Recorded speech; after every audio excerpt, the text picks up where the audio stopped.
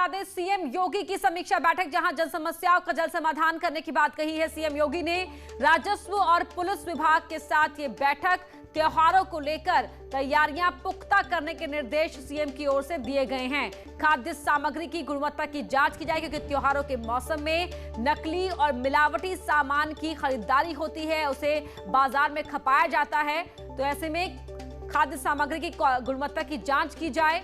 मंडियों का औचक निरीक्षण करें अधिकारी। गेहूं खरीद कार्यक्रम की तैयारी के निर्देश भी इस बैठक में सीएम ने दिए हैं। तो बड़ी खबर आपको बता रहे हैं, मुख्यमंत्री योगी ने समीक्षा बैठक की है अधिकारियों के साथ, जहां अलग अलग तरह के महत्वपूर्ण निर्देश अधिकारियों को दिए गए हैं कि कोई भी समस्या जब लेकर आम जनता पहुंचती है तो जन समस्याओं का जल्द से जल्द समाधान निकाला जाए। त्योहारों का ये मौसम है, होली नजदीक है, तो ऐसे में पुख्ता तैयारी की जाए। अनामिका हमारे सहयोगी फोन लाइन पर जुड़ रही है। अनामिका, क्या कुछ इनपुट है इस बैठक को लेकर? देखिए, देश के अलग अलग राज्यों में जिस तरीके से कोरोना के केसेस बढ़ रहे हैं, उत्तर प्रदेश के मुख्यमंत्री योगी आदित्यनाथ भी लगातार इसकी समीक्षा कर रहे हैं और खासतौर पे त्योहारों के मौसम को देखते हुए बाजारों में रौनक है और लोग भी सोशल डिस्टेंसिंग से या मास्क उस तरीके से फॉलो नहीं कर रहे हैं जैसा कि लोग फॉलो कर रहे थे। तो उसको देखते हुए मुख्यमंत्री ने आज अधिकारियों को ये निर्देश दिए हैं कि अधिकारी सार्वजनिक स्थलों पे, खासतौर पे मार्केट में, शॉपिंग मॉल्स वगैरह में ये एहतियात बरतने के लिए निर्देश दे कि जो भी लोग मास्क पहन के अगर ना जाए तो उन्हें वापस किया जाए। इसके अलावा रेलवे स्टेशन पे, एयरपोर्ट पे, बस स्टैंड पे एंटीजन टेस्टिंग की, पल्स मीटर की, तमाम चीजों की व्यवस्था की जाए, ताकि जो लोग बाहर राज्यों से आ रहे हैं लखनऊ या फिर अलग अलग जिलों में, उनकी मौके पर ही टेस्टिंग हो सके। और अगर एयरपोर्ट पे या स्टेशन पे या बस स्टैंड पे अगर किसी को लक्षण मिलते हैं कोरोना के, तो उसको वहीं से RT-PCR टेस्टिंग के लिए भेजा जाए और उसकी प्रॉपर ट्रीटमेंट करवाई जाए, ताकि ये जो संक्रमण है वो आगे तो किसी भी तरह से कोताही, लापरवाही किसी भी स्तर पर ना देखने को मिले, ये सुनिश्चित करे अधिकारी। बहुत शुक्रिया अनामिका इस जानकारी के। तो ये सख्त निर्देश दिए गए हैं सीएम की ओर से इस बैठक में। वहीं कोरोना संक्रमित होने से ठीक पहले मुख्यमंत्री तीरथ सिंह रावत ने न्यूज 18 से एक्सक्लूसिव बातचीत की और प्रदेश के विकास समेत कई मुद्दों पर चर्चा की। उन्होंने अपने विवादित बयानों पर भी सफाई दी। साथ ही उन्होंने देहरादून में मंदिर के बाहर बैनर लगाने पर कहा कि देवभूमि को कोई कलंकित करने का कार्य ना करे। कि घुटने दिखना, ये सब कुछ, ये हम कहाँ अपने को लेके जा रहे हैं? हमारी संस्कृति क्या कहती है, हमारी पहचान क्या है, वो मैंने बोला है, तो क्या बुरा बोला भाई? तो अब जब इसमें यदि किसी को ठीक नहीं लगता और कोई फटे कपड़ों को ही अच्छा मान रहा है, तो अच्छा है, बढ़िया है, उसको कोई जबरदस्त थोड़ी है, कोई अच्छा नहीं है। और लगता है जिसका जो इसमें स्वतंत्र है, ये अपनी व्यक्तिगत, वो उसकी अपनी प्राइवेसी है, अपनी वो है, पहचान है, तो वो जो चाहता है उसको मना थोड़ी ना किया। लेकिन हमने कहा हम भी माँ बाप हैं, तो ऐसा यदि संस्कार हम बनाएं और बच्चों में डालें तो क्या बुरा है? इसको आगे लेकर चलना चाहिए संस्कृति। देखिए, मेरी सोच यही है कि इस देवभूमि को कोई कलंकित करने का काम न करे। यह देवभूमि है और यह देवताओं का, और मैंने कहा कि यहाँ शंकराचार्यों ने आकर के जगह जगह स्थापित और जगह जगह गुफाओं में बहुत सारे साधु संतों ने और ऐसे महापुरुषों ने भी यहाँ कुछ न कुछ रचा है और सिद्धि प्राप्त की है, और इसलिए यहाँ कोई इसको कलंकित करने का काम करता है तो बख्शा नहीं जाएगा। सीएम तीरथ सिंह रावत की रिपोर्ट आने से पहले न्यूज 18 की टीम ने सीएम रावत से एक्सक्लूसिव बातचीत की थी और इसीलिए हमने भी अपनी टीम को एहतियात बरतने और जांच कराने के लिए कहा है। कैमरा पर्सन कोरोना नियमों का पालन कर रहे हैं। और बढ़ते हैं आगे, दूसरी बड़ी खबर का रुख कर लेते हैं जो लखनऊ से आ रही है। 814 ग्राम सोने के साथ तस्कर को गिरफ्तार किया गया है। लखनऊ एयरपोर्ट से गिरफ्तारी हुई है। करीब 38 लाख रुपए का सोना इससे मिला है। स्पीकर के अंदर इस सोने को छिपाकर लाया जा रहा था। दुबई से सोने की तस्करी की जा रही थी। स्पीकर के अंदर 38 लाख रुपए का ये सोना छिपाया गया था। आप देख सकते हैं कि किस तरीके से यहाँ पर बड़ी ही शातिराना तरीके से स्पीकर के अंदर सोने को छिपा के लाया जा रहा था। 814 ग्राम ये सोना था जिसे बरामद किया गया है और दुबई से इसकी तस्करी की जा रही थी। लखनऊ एयरपोर्ट पर इस तस्कर को गिरफ्तार किया गया है जो स्पीकर के अंदर 814 ग्राम सोने को छिपाकर ला रहा था।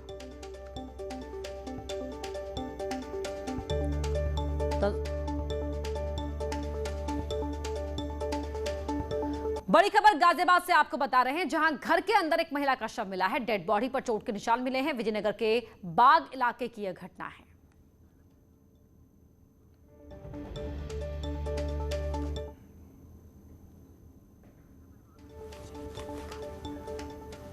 तो डेड बॉडी पर चोट के निशान मिले हैं।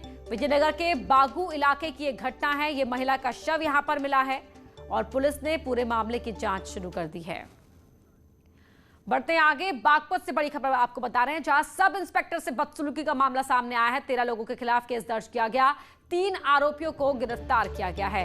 रमाला थाना इलाके का यह मामला है। कल रात भी पुलिसकर्मियों से बदसलूकी की गई थी।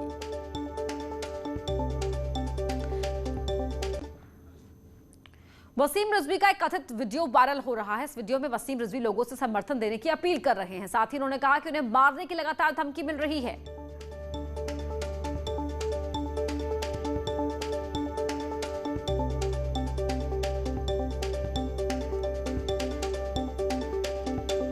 मेरा सिर काटने की धमकी मिल रही है, वसीम रिजवी इस वीडियो में कह रहे हैं। वीडियो वायरल हुआ है। हमने पूरी दुनिया में इंसानियत को बचाने के लिए अपने हिंदुस्तान को इस्लामिक आतंकवाद से सुरक्षित रखने के लिए, क्योंकि हमारा हिंदुस्तान सबसे ज्यादा इस्लामिक आतंकवाद से जूझ रहा है। वो 1400 साल पहले एक साजिश के तहत कुरान मजीद जैसे पवित्र कुरान में आयतों को इस तरह से पिरोकर डाला गया था जो वायलेंस और टेररिज्म को बढ़ावा देती थी। चित्रकूट में जहरीली शराब पीने से 5 लोगों की मौत हुई तो न्यूज 18 ने इस खबर को प्रमुखता से दिखाया और जब हमने खबर चलाई तो खुद सीएम ने मामले का संज्ञान लिया। कार्रवाई का सिलसिला शुरू हुआ। एसडीएम सहित कई अधिकारी सस्पेंड हो चुके हैं।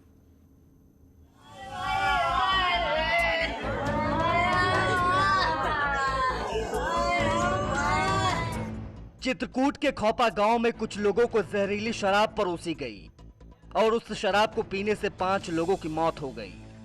कई की हालत तो अब भी गंभीर है। प्रयागराज की घटना के तुरंत बाद चित्रकूट से आई शराब से मौत की खबर ने सभी को सकते में डाल दिया। परिवार में मातम पसर गया और अधिकारियों में हड़कंप। न्यूज 18 ने प्रयागराज की तरह चित्रकूट की इस घटना को भी प्रमुखता से दिखाया और खबर चलने के बाद कार्रवाई की गाज भी गिरने लगी। इस मामले में कार्रवाई करते हुए सीएम योगी ने राजापुर के उप जिलाधिकारी राहुल कश्यप, क्षेत्राधिकारी राम प्रकाश, जिला आबकारी अधिकारी चतर सेन और उप निरीक्षक ब्रजेश पांडे, बीट कांस्टेबल भूपेंद्र सिंह और लेखपाल राजेश सिंह को निलंबित कर दिया। कार्रवाई के बाद चित्रकूट में जहरीली शराब पीने से हुई मौतों पर मुख्यमंत्री योगी आदित्यनाथ ने दुख भी जताया। उन्होंने पीड़ित परिवार को भरोसा दिलाया है कि किसी भी दोषी को बख्शा नहीं जाएगा। साथ ही सरकार ने जहरीली शराब पीने से बीमार लोगों के इलाज के लिए प्रशासन को दिशा निर्देश जारी किए हैं।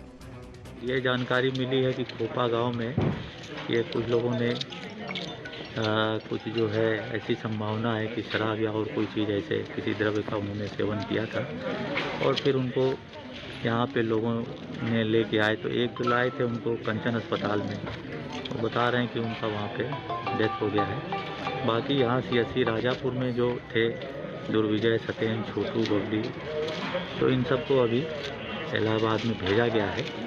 यहाँ पे सीएमओ और मैं और हमारे जो एसपी साहब हैं हम लोग गांव भी जा रहे हैं और इसका पूरा तहकीकात करेंगे और देखेंगे अगर कोई और भी प्रभावित है तो उनको तुरंत का तुरंत हम लोग जाकर चिकित्सीय सुविधा मुहैया कराएंगे। शराब से हुई मौत के बाद परिवार में कोहराम मच गया। हालांकि इस मामले में मुख्य आरोपी राम प्रसाद यादव को पुलिस ने तत्काल गिरफ्तार कर लिया था। इसके साथ ही गाँव में ही अवैध शराब बेचने वाले त्रिलोकी सिंह को भी गिरफ्तार किया गया था। आरोपियों के पास से 198 बोतल अवैध शराब, 30 खाली बोतल समेत रैपर बरामद किए गए थे। इस घटना के बाद से प्रशासन एक्शन में दिखाई दे रहा है। पंचायत चुनाव की वजह से पूरे यूपी में इन दिनों देसी शराब की खपत बढ़ गई है और डिमांड पूरी करने के लिए शराब माफिया लगातार शराब में मिलावट कर उसे जहरीला बना रहे हैं। जरूरत है प्रदेश के सभी 75 जिलों में इसको लेकर विशेष अभियान चलाने की, ताकि आगे कभी प्रयागराज और चित्रकूट जैसी घटनाएं न हो। Bureau report, news 18। बस्ती से बड़ी खबर आपको बता रहे हैं, जहां एसआई दीपक सिंह को पुलिस ने अरेस्ट किया है। जिला अस्पताल में दीपक सिंह का मेडिकल हुआ। मेडिकल के बाद दरोगा की कोर्ट में पेशी होगी। दरोगा दीपक सिंह केस में कार्रवाई जारी है। तत्कालीन सीओ को सस्पेंड किया गया है। एएसपी रविंद्र सिंह पर भी गाज गिरी है। पुलिस मुख्यालय से अटैच किया गया है। कल एसपी हेमराज मीणा को भी हटाया गया था। ये पूरा मामला उस वक्त का है जब देश में कोरोना के चलते लॉकडाउन चल रहा था। आरोप है कि 31 मार्च 2020 को लड़की अपनी दादी की दवा लेने के लिए घर से निकली थी। सानूपार चौकी पर तैनात दारोगा दीपक सिंह ने उसे रोका और कागजात चेकिंग के बहाने उसका मोबाइल नंबर ले लिया। उसी दिन से आरोपी दारोगा उसके नंबर पर कॉल करने लगा, साथ ही सोशल मीडिया पर मैसेज भेजकर अश्लील बातें करने लगा। लड़की ने दारोगा का नंबर ब्लॉक किया तो वो दूसरे नंबर से फोन और मैसेज करने लगा था। यहां रुक रहे एक छोटे से ब्रेक के लिए। राष्ट्रपति रामनाथ कोविंद और देश की प्रथम महिला श्रीमती सविता कोविंद के साथ केंद्रीय मंत्री धर्मेंद्र प्रधान ने भगवान जगन्नाथ के दर्शन किए। धर्मेंद्र प्रधान ने ट्वीट कर बताया कि इस मौके पर राष्ट्रपति ने जगन्नाथ धाम के विकास और महाप्रभु की सेवा में 1 लाख का निधि समर्पण किया। धर्मेंद्र प्रधान ने बताया कि ये विश्व भर के हिंदू समाज, जगन्नाथ भक्तों और 4.5 करोड़ ओड़िया भाई बहनों के लिए बहुत गर्व की बात है कि राष्ट्रपति रामनाथ कोविंद ने महाप्रभु जगन्नाथ की भव्यता बढ़ाने के पुण्य काम में अपना योगदान देने के लिए निधि समर्पण अभियान से जुड़े।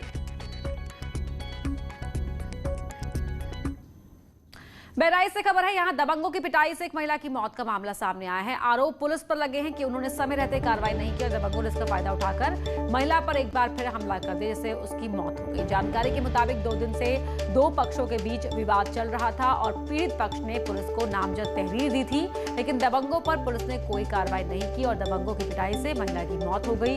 पूरा मामला खैरीघाट थाना क्षेत्र के रामपुर धोबियाहार गाँव का है। सहारनपुर से खबर है, यहां सरसादा थाना इलाके के नवाखेड़ी गांव में 2 पक्षों के बीच खूनी संघर्ष हुआ। मामूली झगड़े को लेकर यहां 2 पक्ष आपस में भिड़ गए। एक पक्ष ने फायरिंग भी की, ऐसी जानकारी मिली है। मारपीट और खूनी संघर्ष में एक पक्ष के 3 लोग जख्मी हो गए। घायलों को सहारनपुर मेडिकल कॉलेज से हायर सेंटर रेफर कर दिया गया है। गांव में अब भी तनाव का माहौल है। पुलिस ने मामले की जांच तेज कर दी है।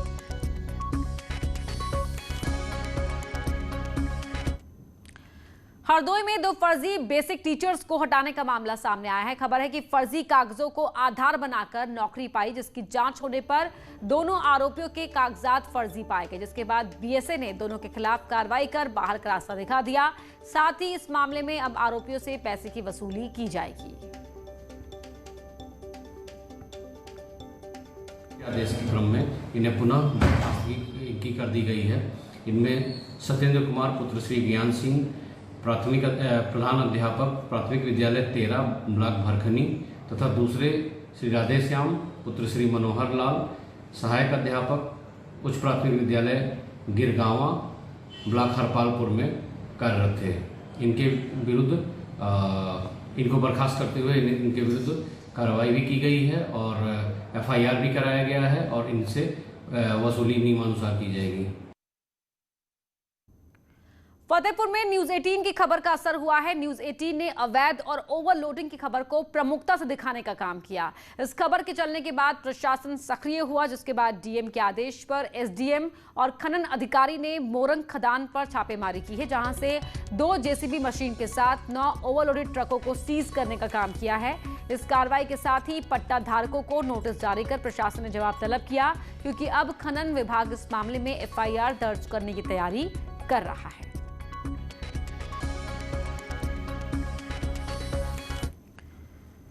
कोरोना के बढ़ते केसों ने एक बार फिर शिक्षा विभाग की टेंशन बढ़ा दी है। ऐसे में प्राइमरी स्कूल खोलेंगे नहीं, इसके लिए शिक्षा विभाग अब पेरेंट्स और स्कूल से राय मशविरा करने जा रहा है।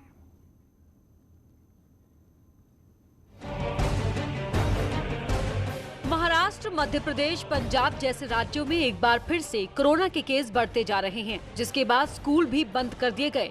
वहीं सीबीएसई ने अप्रैल से स्कूल खोलने की गाइडलाइन जारी कर दी, जबकि केंद्रीय शिक्षा मंत्री रमेश पोखरियाल निशंक ने साफ कहा है कि स्कूल खोलने पर फैसला पेरेंट्स और स्कूल की राय के बाद ही लिया जाएगा। प्राइमरी क्लास कब से शुरू होगी, इस पर अभी कोई फैसला नहीं लिया गया। स्कूल और पेरेंट्स की राय के बाद ही प्राइमरी क्लास के लिए ऑफलाइन मोड में पढ़ाई होगी। को हमने छोड़ा था कि वो परिस्थितियों को देखते हुए राज्य स्कूलों को खोलें, और अभी ये भी कहा है कि अभिभावकों के परामर्श से वो स्कूलों को खोलें। बहुत सारे राज्यों ने स्कूलों को खोला है, उच्च शिक्षा में किया है, माध्यमिक में पहले किया है, कुछ ने नीचे तक भी खोला है। वहीं ऑल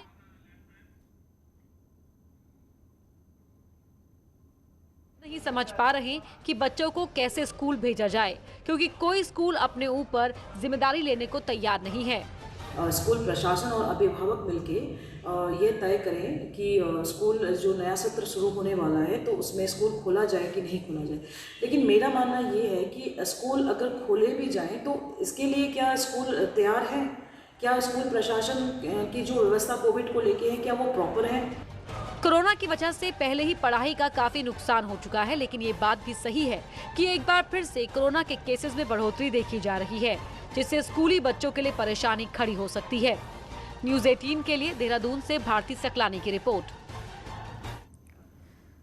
एक जीनियस की पहचान छोटी उम्र से ही हो जाती है। इन्होंने अपना कमाल छोटी उम्र से ही दिखाना शुरू कर दिया। नेटवर्क 18 की इस खास पहल में ऐसे ही कुछ जीनियस से आपको रूबरू कराएंगे। बायजूस यंग जीनियस में पिछले हफ्ते आप मिले सुरों के हुनर वाली एंथिया से और एंटी बुलिंग स्क्वाड की सीईओ अनुष्का से। इनका उत्साह बढ़ाया वीरेंद्र सहवाग ने। आइए देखते हैं उसी की एक झलक।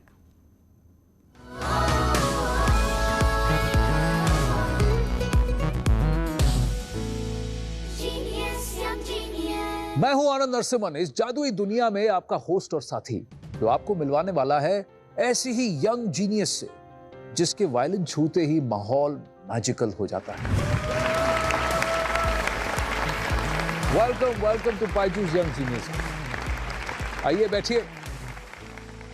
मुझे बताइए, ये पूरा जो वायलिन के साथ आपका जो ये रिश्ता है, ये कब से शुरू हुआ? When did it start? जब मैं 2 साल की थी, मैं मम्मा को बहुत बार कहती थी कि मुझे वायलिन सीखना है और उस टाइम पे सब लोग बोलते थे कि मैं बहुत छोटी हूँ। फाइनली जब मैं 6 साल की थी तब मेरी मम्मा ने मुझे अपने सर प्रोफेसर विंस्टन कोलासो के पास भेजी और उसी टाइम से he is my teacher.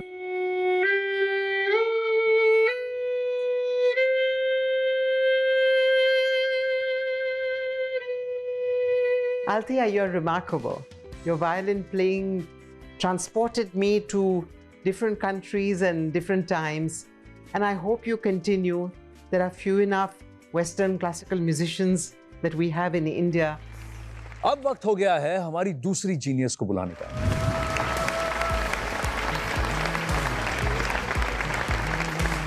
Seat. हाय अनुष्का। हाय। ये आपके टी शर्ट में क्या लिखा है? मैं जब आप एंट्री कर रही थी मैंने देख रहा था कि आपने क्या हम किसी से बुली नहीं। अरे वाह, बहुत अच्छा मैसेज है ये। Anushka, first of all, thank you very much for doing this great gesture, and I'm really happy if I can help you anywhere. Just